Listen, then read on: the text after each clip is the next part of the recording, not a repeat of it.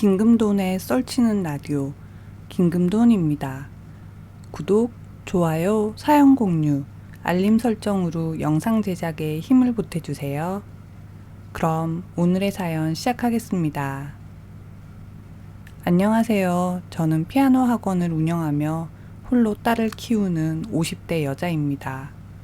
22살에 멋모르고 딸아이를 임신해 아이가 태어나기도 전에 남자와 헤어지고 혼자서 아이를 키웠어요. 어린 나이에 혼자 아이를 낳아 키우다 보니 참 별의별 일을 다 겪은 것 같습니다. 그 중에서 특히 저를 힘들게 한 건 사람들의 편견 어린 시선이에요. 한 번은 딸이 7살쯤 되었을 때 있었던 일이에요. 그때 제가 새들어 살던 집이 2층짜리 주택이었는데 저는 그 중에서 1층 주인집 옆으로 작게 붙어있는 단칸방에 살고 있었어요. 2층에는 제 또래의 주인 아들이 신혼살림을 차려 살고 있었는데 그 집 내외와는 얼굴 마주친 일도 거의 없었습니다. 그러다 한 번은 일요일에 딸아이를 데리고 놀이터에 나갔다가 주인집 아들 내외와 마주치게 되었어요. 안녕하세요. 안녕하세요. 제 딴에는 아래 윗집 사는 처지라고 반갑게 인사를 한 건데 그 집 아들은 영 떨떠름한 표정으로 인사를 받더군요. 그래도 그나마 그건 나았어요.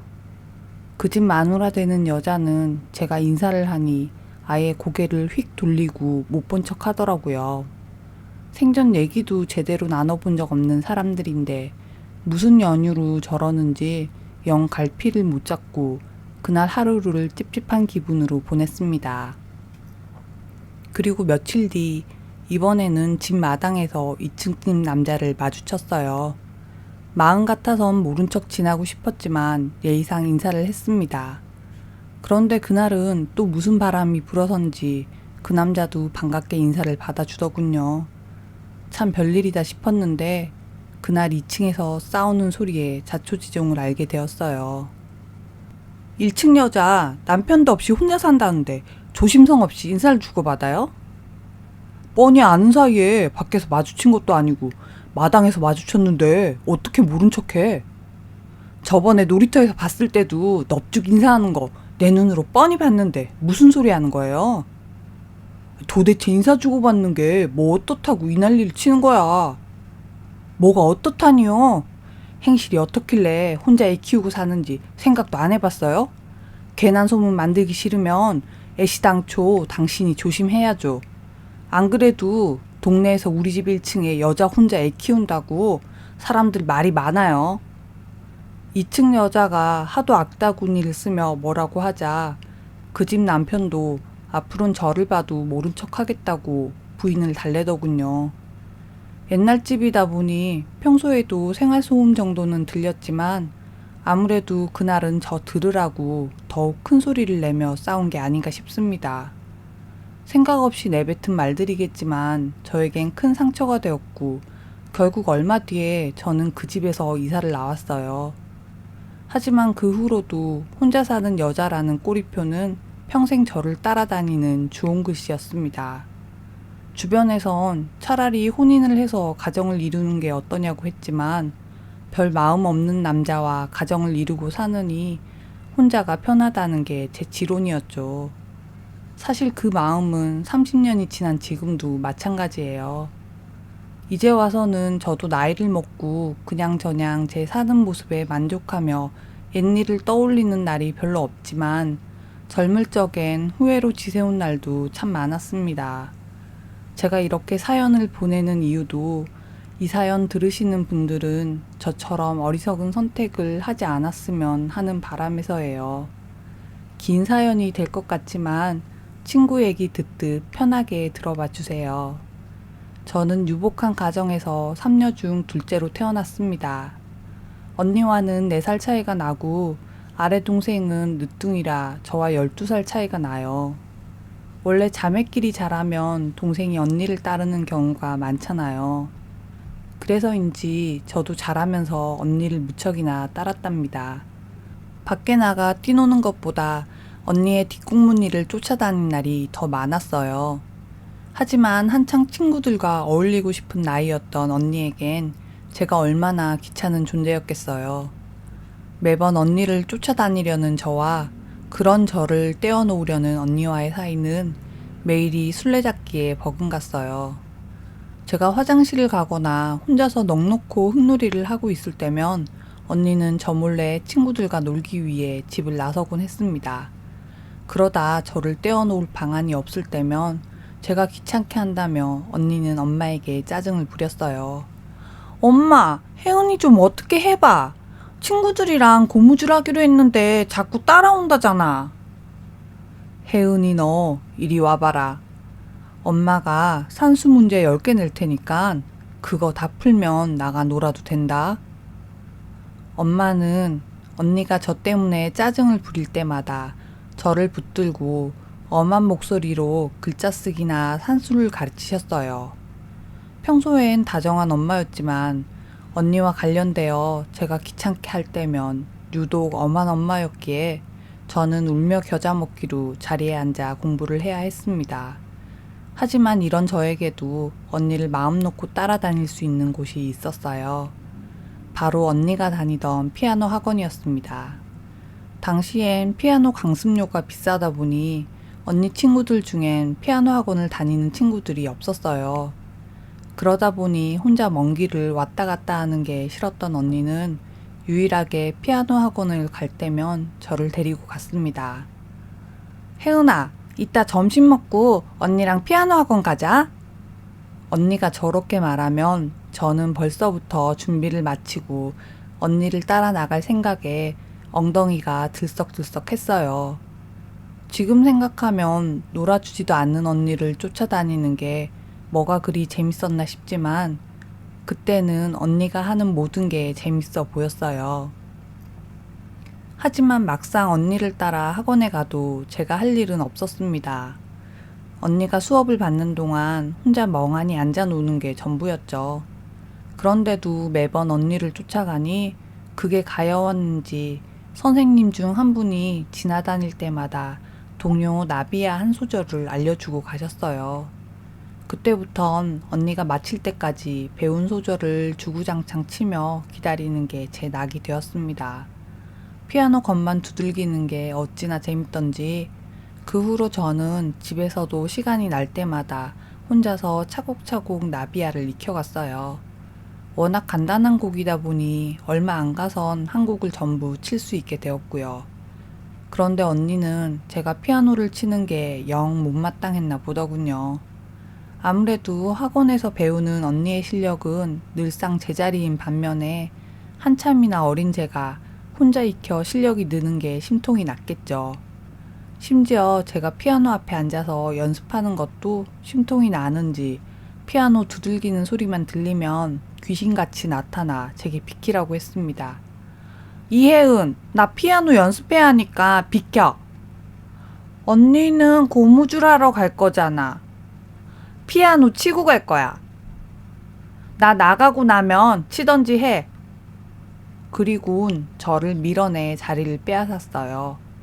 그게 제가 6살이었고 언니가 10살이었으니 덩치 차이 때문에 힘으론 언니를 당해낼 수 없었습니다. 결국 자리를 뺏겨 약이 바짝 오른 저는 울음을 터뜨리곤 했어요. 매번 이런 일이 반복되자 결국엔 부모님이 저도 피아노 학원을 보내주어 다툼을 끝내려 하셨습니다. 하지만 제가 피아노 학원을 다니고도 한동안은 집안이 조용할 날이 없었어요. 왜냐하면 손도 잡고 배운 기간도 짧은 제가 얼마 안 가서는 언니보다 실력이 좋아졌기 때문이에요.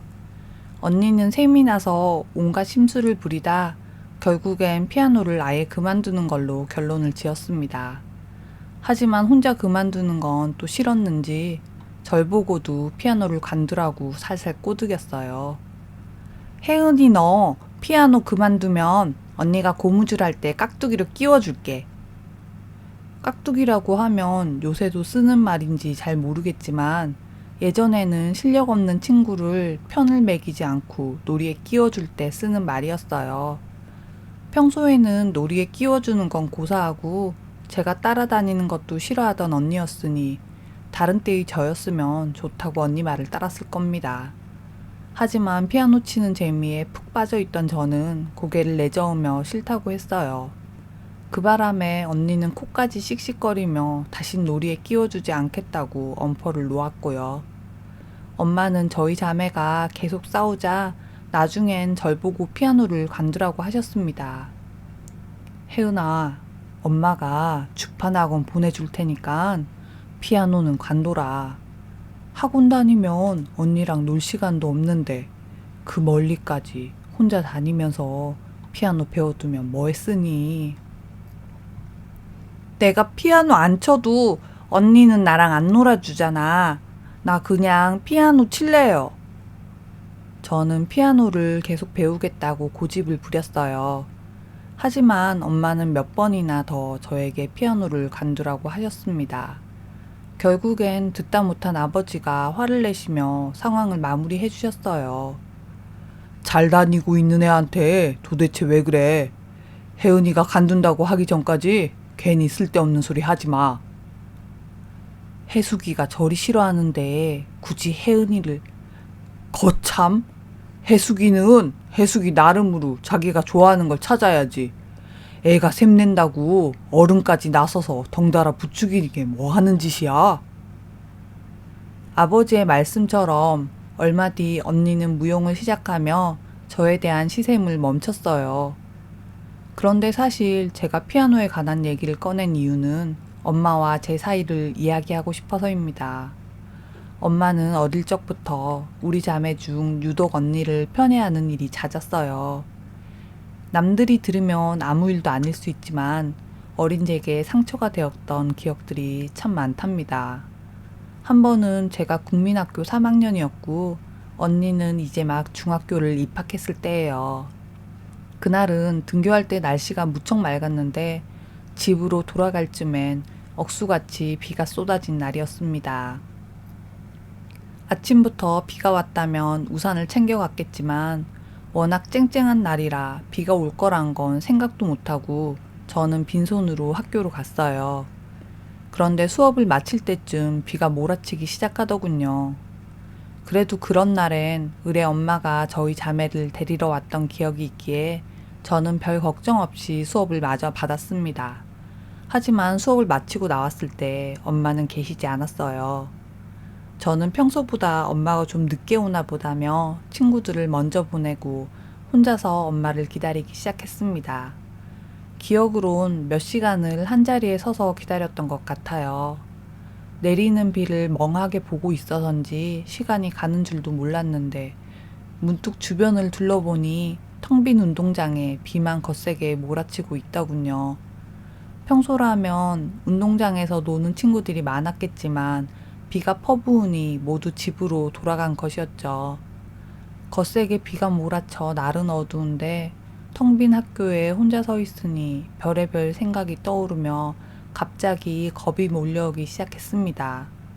당장이라도 국기계양대 옆 동상들이 저에게 달려들 것만 같은 게 그때부턴 비가 문제가 아니었어요. 한참 안절부절 낑낑대던 저는 하는 수 없이 전속력으로 빗속을 내달리기 시작했습니다.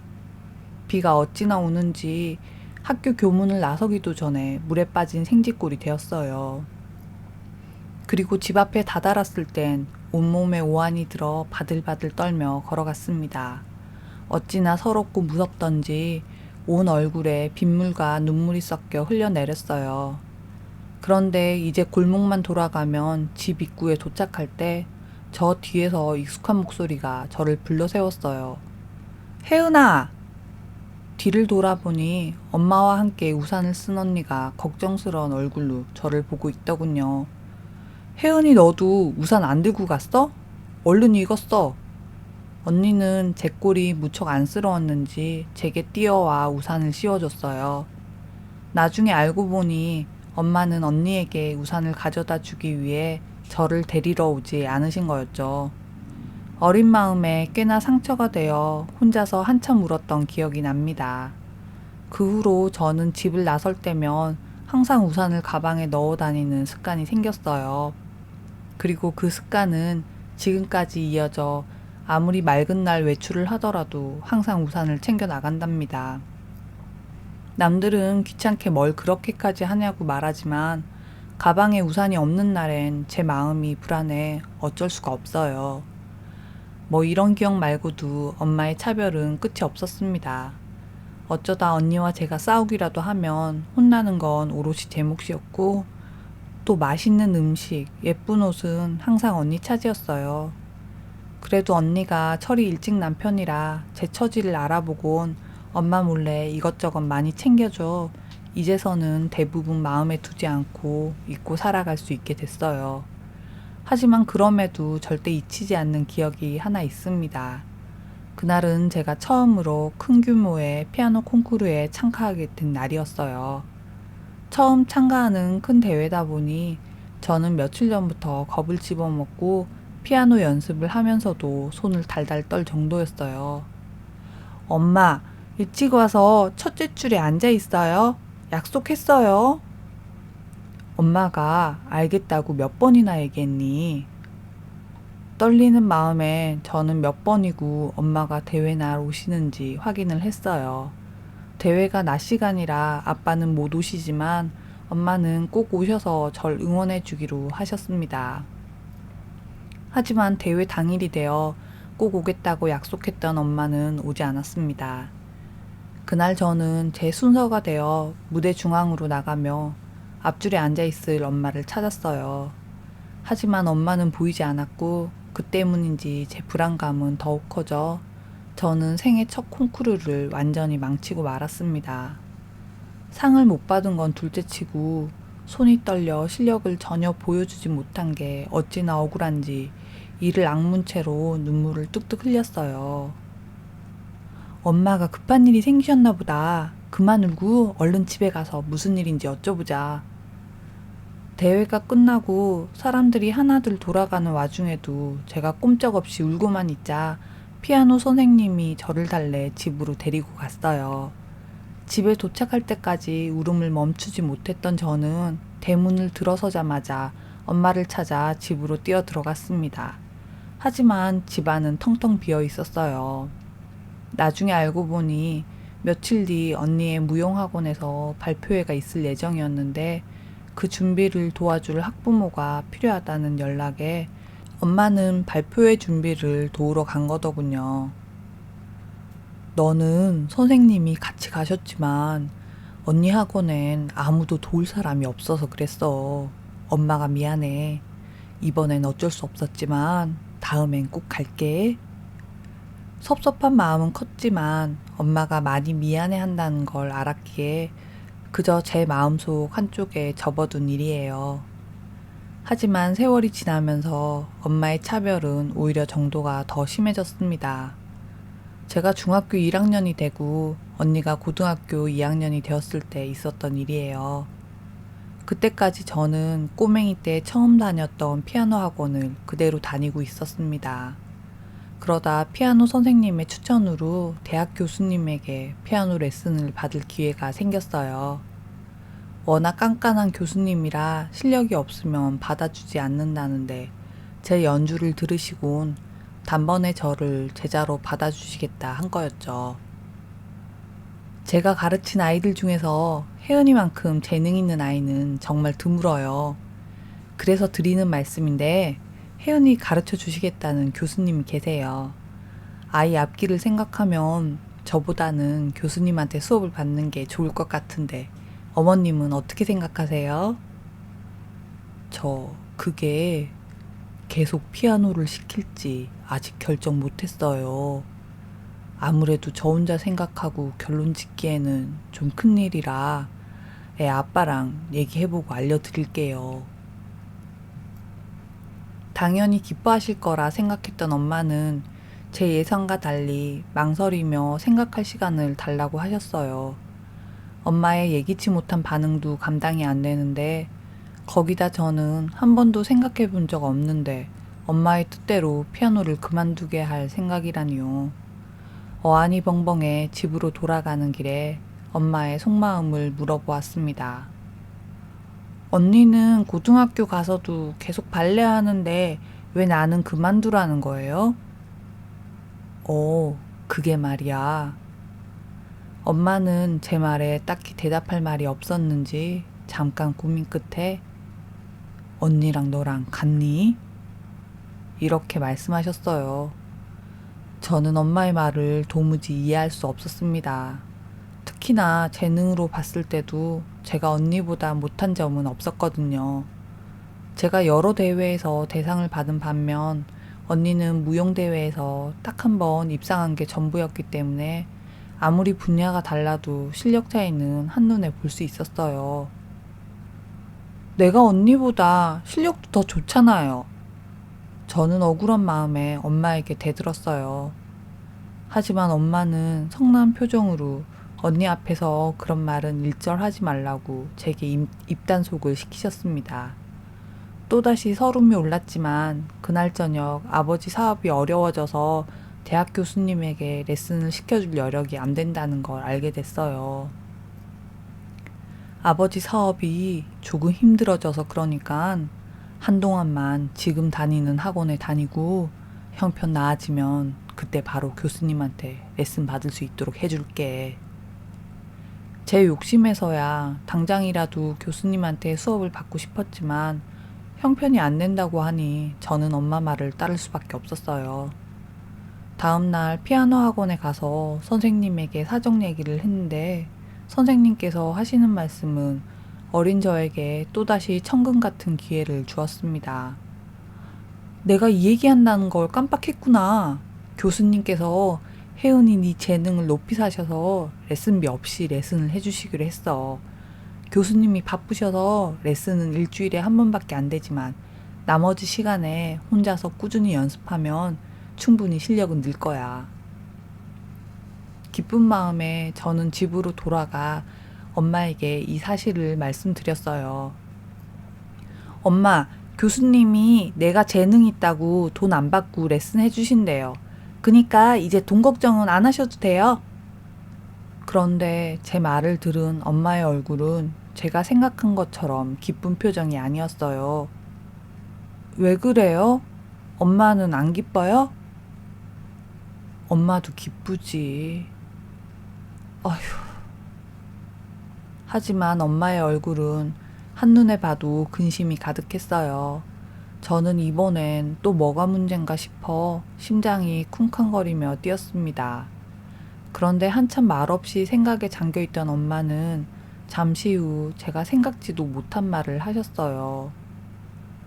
근데 혜은아, 그 레슨 꼭 받아야겠니? 엄마 생각엔 지금 학원에서 배우는 정도로 충분할 것 같은데 말이다. 안 그래도 네 언니 대회에서 입상 못한 걸로 주눅 들어 있는데 괜히 혜은이 너 얘기에 속상해할까봐 걱정이구나. 어차피 피아노 그거 누가 가르치는 게 뭐가 중요하겠니? 네 노력이 중요한 거 아니겠어? 그제야 저는 엄마가 반대했던 이유가 돈 때문이 아니라는 걸 알게 됐어요. 참았던 서름이 한 번에 올라오며 저는 화를 내며 대들었습니다. 그 전까지 엄마에게 울고 떼쓴 적은 많았지만 대든 적은 처음이었어요. 언니가 실력 없어서 상 못 받은 것까지 내가 책임져야 해요? 매번 언니 생각해서 이래라 저래라. 내가 언니 대신 죽기라도 하면 그땐 엄마 속이 시원하겠어요? 말릴 틈도 주지 않고 화를 내는 저에게 엄마는 어떤 말도 못 하셨어요. 저는 끝까지 교수님에게 레슨을 받겠다는 뜻을 굽히지 않았습니다. 결국 엄마도 교수님에게 레슨 받는 걸 허락해 주셨어요. 대신 엄마는 언니가 상처받을 걸 걱정하셔서 언니를 외국 유명 발레 학교로 유학 보내셨습니다. 그때 저는 마음속에 독을 품고 엄마에게 보란 듯이 훌륭한 피아니스트가 되겠다고 다짐했어요. 하지만 그렇게 호기롭게 시작한 것과 달리 교수님에게 받는 레슨은 저에게 맞질 않았습니다. 훌륭한 교수님이란 사실은 지금 생각해도 변함없지만 제 실력이 뒷받침되지 않은 게 문제였어요. 교수님이 제게 바라는 것은 중학생 수준 이상의 '저는 기껏해야 피아노 잘 치는 중학생이었거든요. 평소에 저였다면 뒤처질수록 더 열심히 했겠지만 그 당시 사춘기와 함께 엄마에 대한 원망이 찾아오며 욕심 많고 밝은 성격이었던 저는 뭘 해도 의욕이 없는 상태가 되었습니다. 결국 처음 다짐과 달리 수업을 따라갈 수 없었던 저는 나중엔 이 핑계 저 핑계를 대며 레슨을 빠지기 일쑤였어요. 교수님은 저를 다독여 앞으로 나가려 하셨지만 결국 마음을 잡지 못한 저의 불성실함으로 레슨은 중단되었습니다. 그때부터 제 성격은 점점 변하기 시작했어요. 중3이 되어서 원하던 예고 입시가 좌절되며 제 방황은 점점 골이 깊어졌습니다. 고등학교에 가서는 소위 말하는 나쁜 친구들과 어울려 다니기 시작했어요. 그리곤 툭하며 가출을 했습니다. 지금 생각하면 철없는 짓이지만 그때 저에게 유일한 탈출구는 친구들과 어울려 노는 것이 전부였어요. 그렇게 저는 고등학교 시절을 피아노에서 완전히 손을 떼고 밖으로만 돌며 보내게 되었어요. 가족들은 제가 마음을 다잡아 다시 피아노를 공부하길 바랐지만 한번 다쳐버린 마음은 좀처럼 열릴 기미가 보이지 않았습니다. 혜은아, 언니 있는 곳에 가서 피아노 다시 시작하는 건 어떠니? 거기 음악학교도 유명하다더라. 엄마 원래 저 피아노 잘 치는 거 싫어했잖아요. 근데 갑자기 무슨 바람이 불어서 그래요? 엄마가 원하는 대로 해주는 거니까 다시는 피아노 얘기 꺼내지 마요. 피아노 얘기에 제가 유독 나를 세워 반응하니 나중에는 가족들 사이에 피아노 얘기는 금기어처럼 될 정도였어요. 그렇게 저는 고등학교 졸업 후 대학 진학을 포기하고 딱히 하는 일 없이 하루하루를 보냈습니다. 매일 오후 늦게 일어나 무기력하게 하루를 보내다 새벽이 되어서야 잠을 자는 생활을 이어갔어요. 그러다 친구에게 호프집 아르바이트를 소개받아 일을 시작하게 되었습니다. 처음 해보는 서빙 일이라 며칠은 몸도 힘들고 내가 왜 이 고생을 하나 싶었는데 얼마 안 가서 같이 일하는 사람들과 친해지며 일이 재밌어지기 시작했어요. 새벽까지 일을 하고 또 일이 끝나면 같이 일하는 사람들과 아침까지 어울려 노는 생활을 2년 가까이 이어갔습니다. 아주 가끔은 술에 취해 집으로 돌아가는 아침 퇴근길에 제 또래의 사람들이 학교를 가거나 출근하는 모습을 부러워했던 적도 있어요. 하지만 깊은 생각에 빠지기도 전에 다시 제 생활로 돌아갔죠. 결국 제 삶은 오로지 그 가게에 한정되었고 자연스럽게 가게에서 남자를 만나 연애까지 하게 되었습니다. 그 남자는 저보다 6살 많은 오빠였는데 술 먹고 노는 것도 좋아하고 사람도 좋아해서 항상 술자리를 이끌어가는 스타일이었어요. 여자들과 스스럼 없이 지내는 게 못마땅하긴 했지만 무척 다정한 사람이었기에 얼마 지나지 않아서 저는 그 사람에게 푹 빠지게 되었습니다. 그 사람과의 데이트는 대부분 저희 집에서 이뤄졌어요. 제가 일 끝나고 사람들과 어울려 놀다 들어가면 가족들이 집에 없었기 때문이었죠. 아무도 없는 빈집에서 그 사람과 저는 마치 신혼부부처럼 밥도 차려 먹고 텔레비전도 보다가 한 침대에 누워 잠이 들곤 했습니다. 그러다 국민학교에 다니는 동생이 학교를 마치고 돌아오기 전에 그 남자를 깨워 집으로 돌려보냈어요.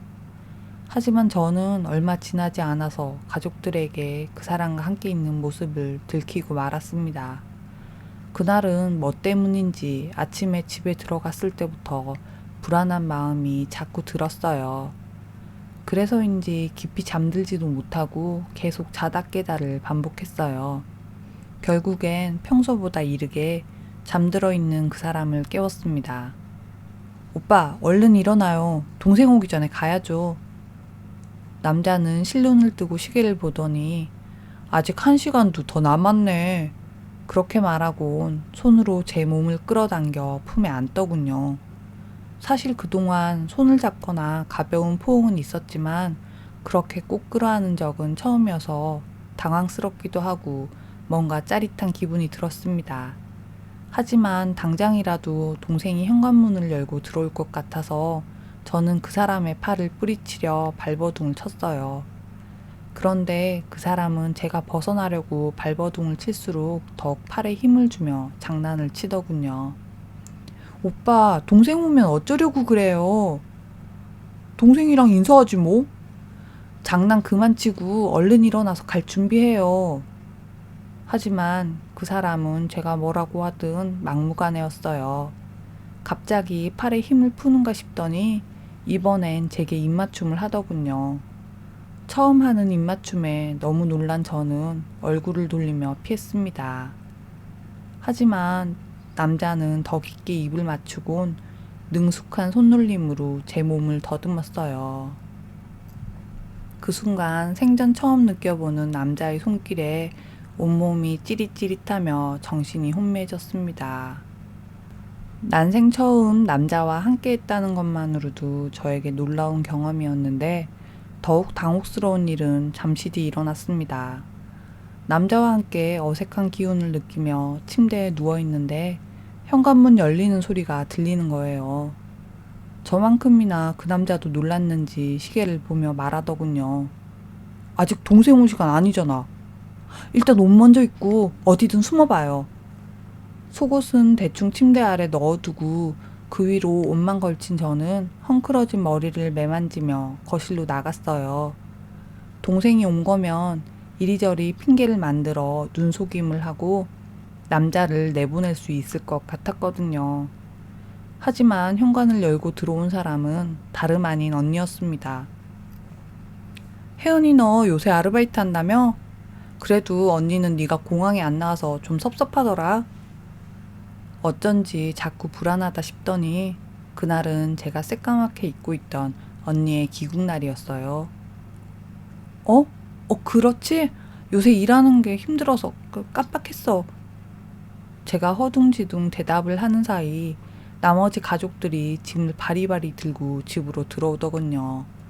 부모님과 여동생이 언니를 마중하러 공항을 다녀오는 길이었던 거죠. 다녀오셨어요? 현관에 남자 신발은 뭐니? 아버지가 가장 큰 짐가방을 밀고 들어오며 저에게 물었어요. 같이 일하는 오빠 놀러 왔어요. 이제 금방 갈 거예요. 뭐라도 거짓말을 해야 할 것 같았지만 저도 모르게 사실을 이야기해버렸어요. 순간 가족들 모두 당황한 건 말할 것도 없었죠. 결국 그 남자는 방에서 끌려나와 저와 함께 거실에 무릎을 꿇고 앉았습니다. 우리 혜은이가 친구라고 하던데 자네는 그럼 몇 살인가? 28입니다. 28이면 어린 나이도 아닌데 여자 혼자 있는 빈집에 불쑥 드나드는 게 옳은 일이라고 생각되나? 저 그런 게 아니라 혜은이가 집 비어있다고 가자고 해서. 생각지도 못하게 남자는 제 핑계를 대더군요. 하지만 그 말도 영 틀린 말은 아니어서 저는 고개만 푹 숙이고 있었습니다. 그런데 아버지께서 한숨을 푹 내쉬며 남자의 얼굴을 한참 쳐다보다 이어서 말씀하셨어요. 그냥 친구였다면 앞으로 우리 혜은이는 만나지 말게. 꼭 그런 게 아니라 혜은이가 저를 좋다고. 사내라는 놈이 말끝마다 여자한테 책임을 떠넘기는 꼴하고는 변명 듣고 싶지 않으니 이만 가보게나. 아버지는 남자에게 크게 호통을 치셨어요. 그 바람에 그 남자는 뒷공무니를 빼고 집을 나설 수밖에 없었습니다. 오빠! 제가 배웅이라도 하려고 따라 일어나자 이번에는 아버지의 호통이 저에게로 넘어왔어요. 혜은이 너 꼼짝 말고 방으로 들어가거라. 평소 자식들에게 큰 소리치는 법이 없던 아버지였기에 저는 잔뜩 겁을 집어먹었습니다. 결국 그 남자에게 눈으로만 인사를 건네고 방으로 들어갈 수밖에 없었어요. 그 와중에도 방에 들어가니 좀 전에 남자와 했던 일이 떠올라 얼굴이 붉게 상기되더군요. 침대에 가만 누워 천장을 바라보고 있자니 앞으로 어찌해야 하나 답은 안 나오고 한숨만 나왔습니다. 그런데 그때 엄마가 방문을 열고 들어오셨어요. 다 큰 처녀가 아무도 없는 집에 남자를 끌어들인다는 게 어디 있을 법한 일이니? 앞으로 일이고 뭐고 다시 나갈 생각은 하지도 말거라. 제가 안 나가면 같이 일하는 사람들 전부 고생하는 건데 갑자기 어떻게 안 나가요? 적어도 다른 사람 구할 때까지 나가야죠. 저는 시큰둥하게 돌아 누우며 대꾸했어요. 고작 술집에서 술이나 안주 나르는 게 뭐 대단한 일이라고? 너 없어도 그 가게 안 망해. 그러니까 쓸데없는 걱정 말고 너는 네 앞가림 할 생각이나 해라. 앞서 얘기했듯 그 당시 제 삶은 오로지 그 호프집 아르바이트에만 있었어요. 그러다 보니 남들에겐 한낱 아르바이트로 보일지 몰라도 당시의 저에겐 그 세상이 전부였습니다. 고작 술집이요? 저 거기서 번 돈으로 제 앞가림 충분히 잘하고 있어요. 엄마 마음에 안 든다고 아무렇게나 말하지 마세요. 엄마의 말에 저는 나를 세워 대꾸하며 자세를 바로잡고 앉았어요. 엄마는 깊게 한숨을 내쉬며 말을 이었습니다. 다시 피아노를 시작해서 대학을 가든 아니면 조신하게 살림 배워서 시집을 가든지 해라. 계속해서 이렇게 살 수는 없잖니. 내 인생 다 망쳐놓고 이제 와서 다시 피아노 배우라고 하면 내가 고맙다고 절이라도 해야 하는 거예요?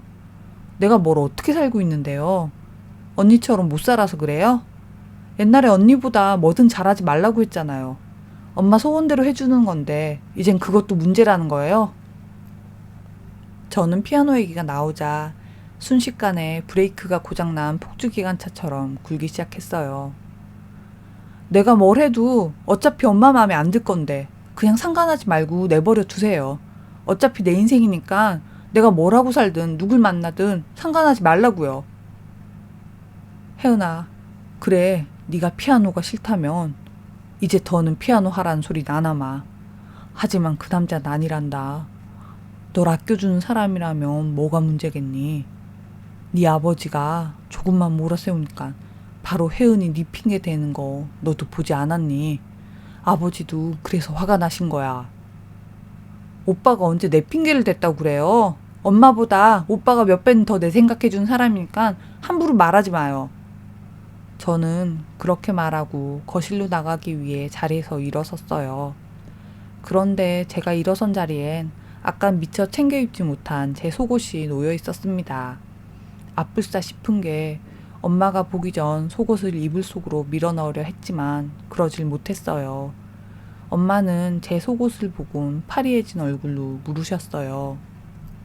너 이게 뭐니? 그 남자랑 뭐 하고 있었던 거야?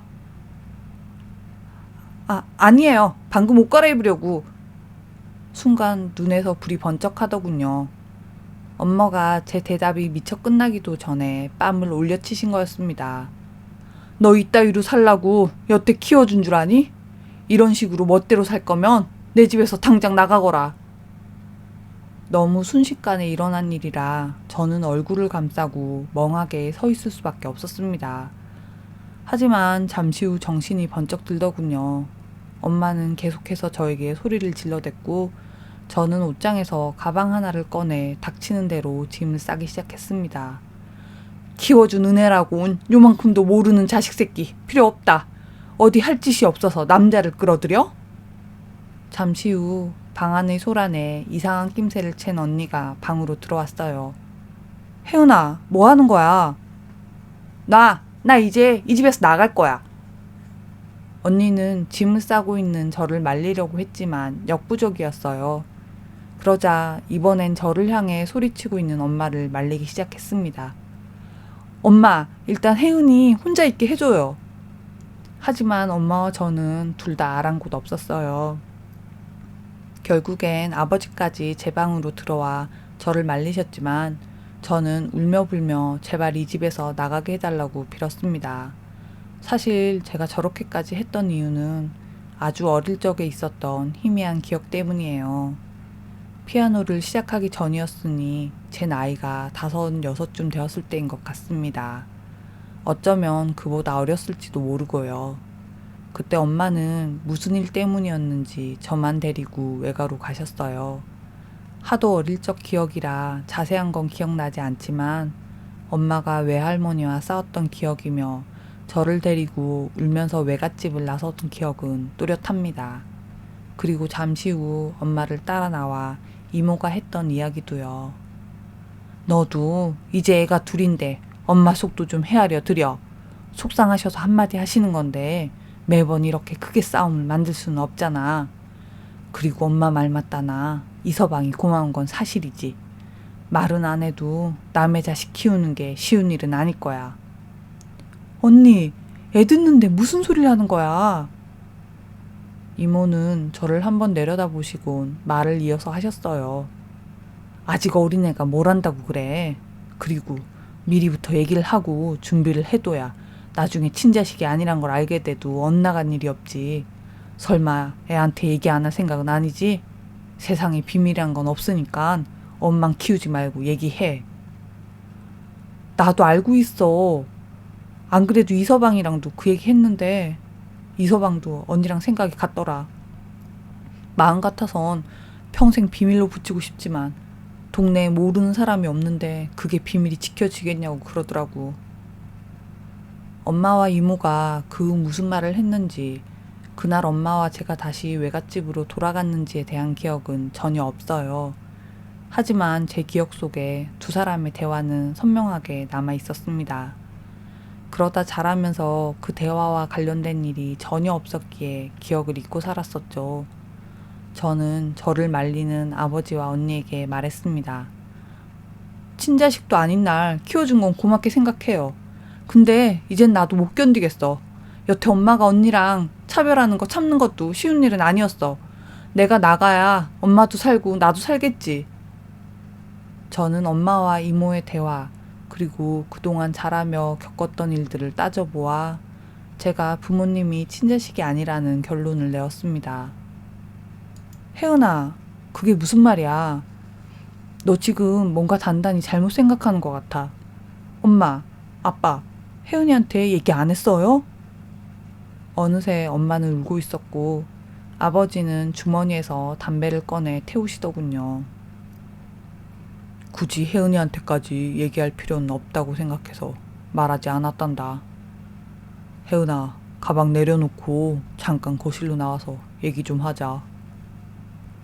제 속으론 저를 어디서 데려와 키웠다는 생각이 변함없었지만 그 속사정을 한번 듣고 싶었습니다. 저는 아버지를 따라 거실로 나가 앉았어요. 곧이어 엄마와 언니 그리고 어린 동생까지 모두 거실로 나왔습니다. 네가 어떤 연유로 무슨 오해를 해서 친자식이 아니라고 생각했는지 모르겠다만 우선은 네 언니 얘기를 좀 해줘야겠구나. 아버지는 담배를 한 모금 깊게 빨고 내뱉으시며 엄마에게 말하였어요. 당신이 직접 하는 건 어때? 하지만 엄마가 우느라 말을 꺼내지 못하자 아버지가 말을 마무리 지었습니다.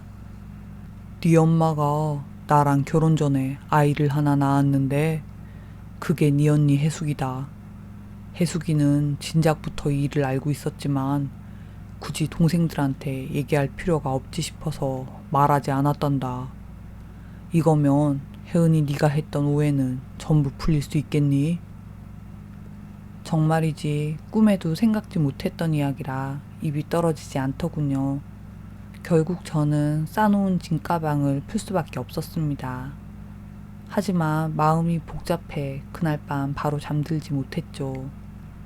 그러다 새벽이 되었을까요? 누가 제 방문을 열고 들어오더군요. 저는 혹여 깨어있는 걸 들킬세라 두 눈을 질끈 감았습니다.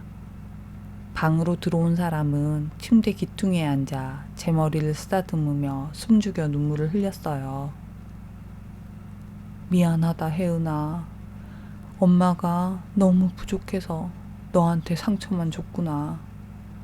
변명이라기엔 너무 어리석지만 엄마 얘기 좀 들어줄래? 엄마는 제가 잠들지 않았다는 걸 알고 계셨어요. 저는 천천히 몸을 일으켜 자리에 앉았습니다. 엄마는 두 손으로 제 손을 꼭 쥐고 이야기를 꺼내셨어요.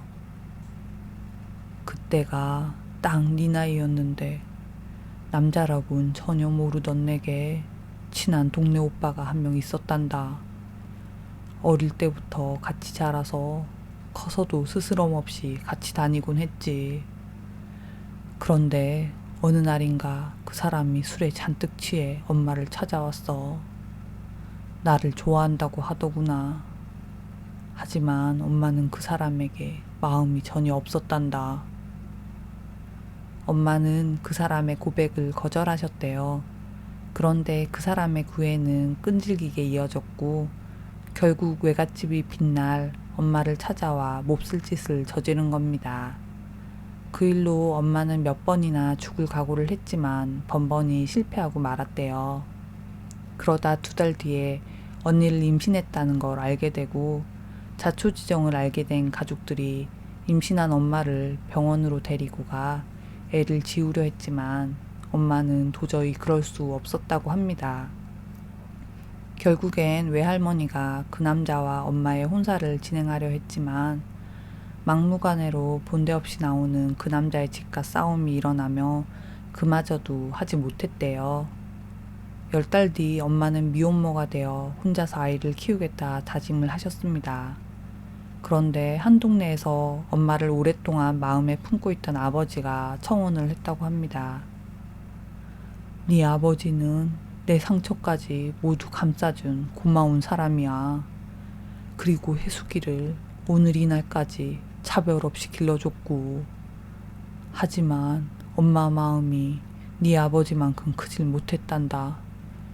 해수기가 네 아버지 자식이 아니라는 걸 항상 생각하며 살다 보니 뭘 하더라도 너보다 네 언니를 좀 더 챙겨주는 게 마음의 짐을 더는 방법이었단다.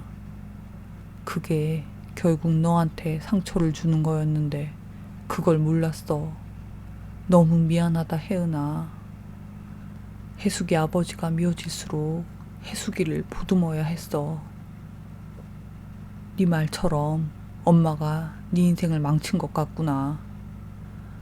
조금만 네 마음을 헤아렸다면 피아노를 그만두는 일도 또 오늘처럼 그 남자애와 그런 일도 없었을 텐데 말이야. 엄마가 아까 너한테 그렇게 화를 낸 이유는 네가 꼭 나처럼 살게 될까봐 그게 겁나서 그랬어. 엄마의 이야기로 어린 시절의 상처가 한 번에 없어지진 않겠지만 그 순간 저는 다시 시작할 수 있다는 확신이 생겼어요. 엄마와의 관계 그리고 피아노를요. 엄마, 나 다시 피아노 배울래요. 처음부터 다시 시작하고 싶어요. 그날 엄마와 제가 두 손을 맞잡고 얼마나 울었는지 몰라요. 다음 날이 되어 제 생활은 완전히 달라졌습니다. 가족들과 충분히 상의 끝에 저는 피아노 레슨을 다시 받기로 했어요. 그리고 호프집 아르바이트도 그만뒀습니다. 하지만 남자와의 사이는 제 마음에서 끝을 낼 수 없었어요. 엄마랑 아버지가 걱정하시는 건 알지만 오빠랑 헤어질 자신 없어요. 그냥 저 믿고 지켜봐 주시면 안 될까요? 결국 부모님도 그 남자를 다시 한번 생각해 보기로 하셨어요. 제대로 다시 한번 볼 수 있게 집으로 데려와 봐라. 그 길로 저는 남자에게 연락을 했습니다.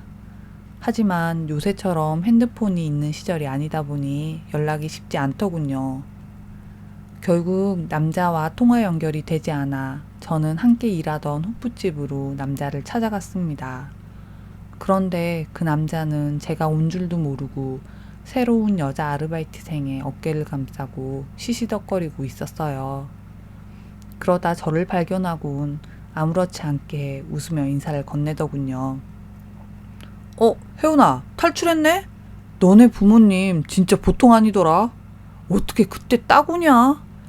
야, 근데 네 언니 장난 아니던데? 그렇게 예쁜 언니가 있으면 진작 얘기를 해줬어야지. 그래야 내가 너랑 안 얽혔지. 그 순간에 여태 보지 못했던 뭔가를 보게 되었습니다. 저 사람과 얽히는 순간 내 인생이 그냥 영원히 이곳에 머무를 것만 같았어요. 그제서야 아주 오래된 해묵은 저의 원망이 끝나는 걸 느낄 수 있었습니다. 저는 멈추지 않고 신소리를 내뱉는 그 사람에게 인사도 하지 않고 뒤돌아섰어요. 오늘부터 다시 출근하는 거야? 야, 갑자기 왜 그래? 야, 어디가? 그렇게 그 남자와의 인연은 끝이 났어요. 그리고 2달이 채 안 되어 저는 남자의 아이를 임신했다는 걸 알게 되었습니다. 하지만 한 번의 망설임도 없이 아이를 낳기로 결심했고 가족 모두의 도움으로 딸아이를 키울 수 있었어요. 그리고 대학을 모두 마치고 저는 딸아이와 함께 혼자임으로 지금까지 지내왔답니다. 이제와 생각하면 그 남자를 만난 것은 참 어리석은 일이지만 그래도 제 소중한 딸아이와 만날 수 있게 된 것만은 감사할 일이죠. 그리고 평생 엄마의 속마음을 모르고 원망만으로 세월을 보낼 법 했는데 꼬인 매듭이 풀어지게 된 것 또한 감사할 일이에요. 그러고 보면 어리석었다 생각했던 제 청춘이 아주 부족하기만 한 것은 아닌 것 같습니다. 하지만 이 사연을 들으시는 분들에겐 어리석음 뒤에 깨달음이 오지 않고 그저 항시 행복한 일로 후회 없이 하루하루가 쌓여가길 빌겠습니다. 끝까지 함께 해주셔서 감사합니다. 구독, 좋아요, 사연 공유, 알림 설정으로 영상 제작에 힘을 보태주세요. 감사합니다.